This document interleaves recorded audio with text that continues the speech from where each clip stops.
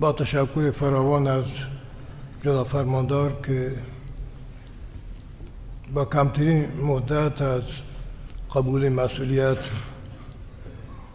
به جایگاه فرمانداری من مجددا به وجه تبریک عرض کنم و از الله تبارک تعالی طلب دعا و کمک برای واجه خداوند آیا موفق بگردانید. شهرستان نیکشهر یه شهرستان انقلابی بسیجی از بدو انقلاب در کنار نیروهای انقلابی مردم قرار گرفتند تا امروز تا مرسی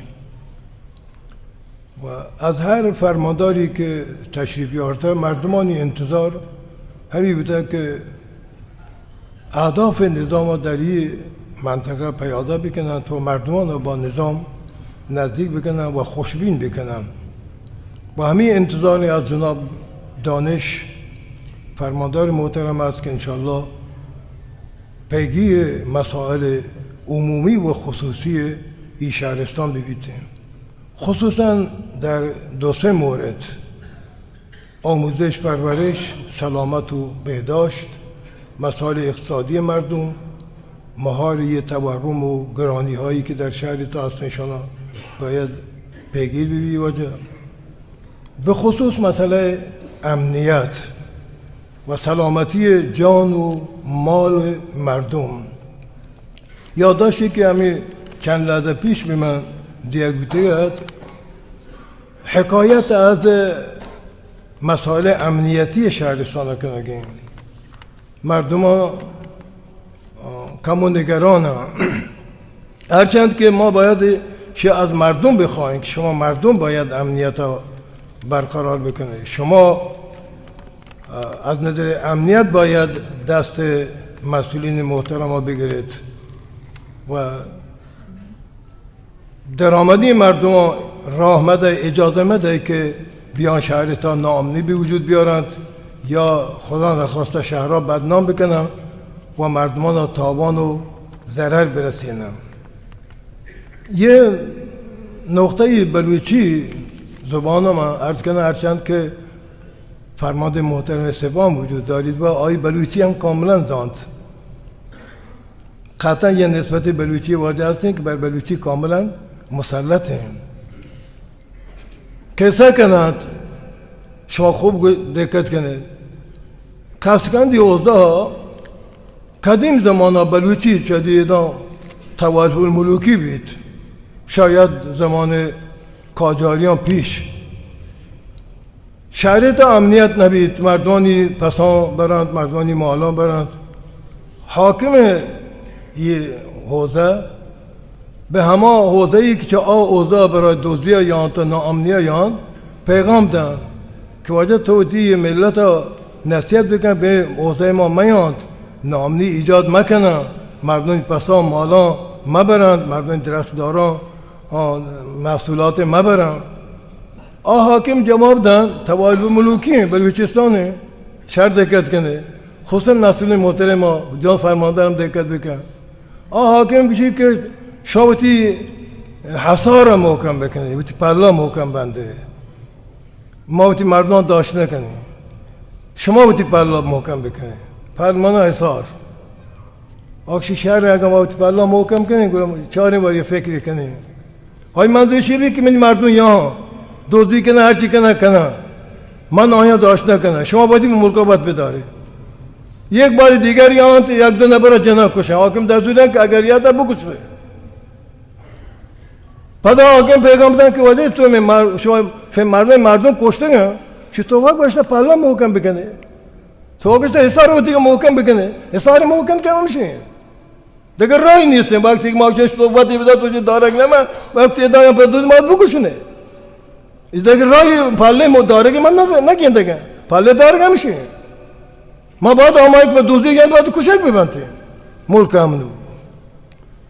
یه واژه یادداشتی به من داده، یک دکانی که در کنار مسجد جامع الزهرا قرار بگیرید، 10 موتور یه شبانه ببرن خیلی سخته.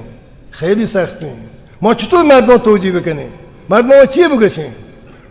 یا شبیه لابیا یا دو مغازه لابا آمش خیابان بزرگ در کنار مسجد الزهرا مهمترین نقطه امنیت این بودن. دکان پاش بیتین 10 موتور یه جا تسکن ببرن. بیا یه پلا و شما باید محکم بداره. اولا به مردم گوشن تا زمانی که محلی مردم ورنباد درآمد یه کارا کود نکن.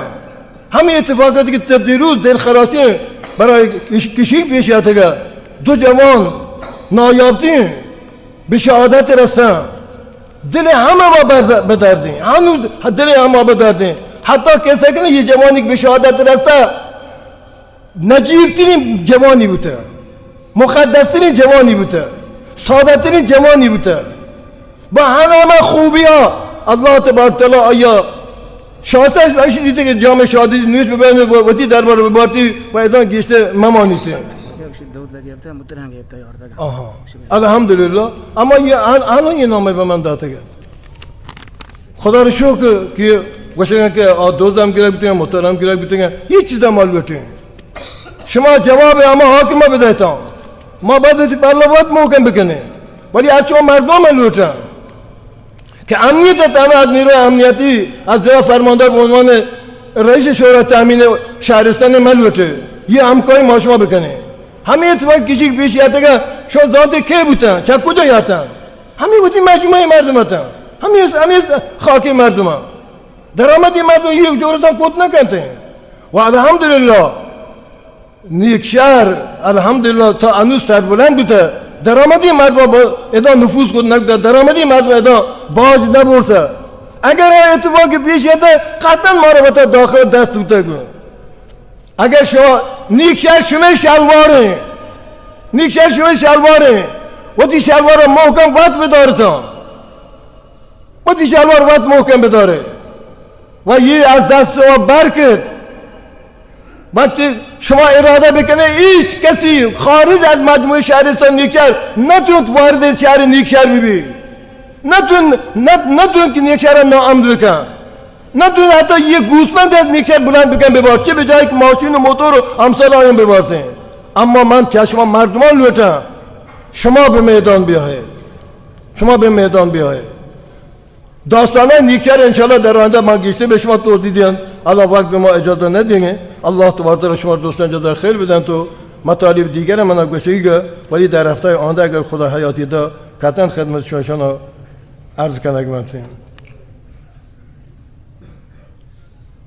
یه مریض زاهدان تهران بستریه نیکشهری مردم کدیون یه شب الان چابار عبدالحکیم فرزند دادگنج پامی شکر زیه وضعیتی خیلی خرابه در تهران بستری دعا کنه الله تعالی یه جوان سلامت نگه بداری تو سلامتی بایی برگردید آی خانواده از چابار به ما زنگ زده و همین چیزی لوتید که ما رو شما مردم انتظار هستید در نماز جمعه شما با لباس پاک با اراده پاک با عبادت یک بزرگ نماز جمعه بیاد که دعا کنه الله تمام مریض شما عاجل کنه بخصوصا یه مریضی که طلب دعای کنه به نام عبدالحکیم الله شفا عاجل و کامل بفرمایید التماس دعا برای تاج محمد بلوچی که در زاهدان بستری آی واسطه دعا کنه تمام مریض الله تعالی شفای عاجل و کامل نصیب بفرمایید و السلام علیکم و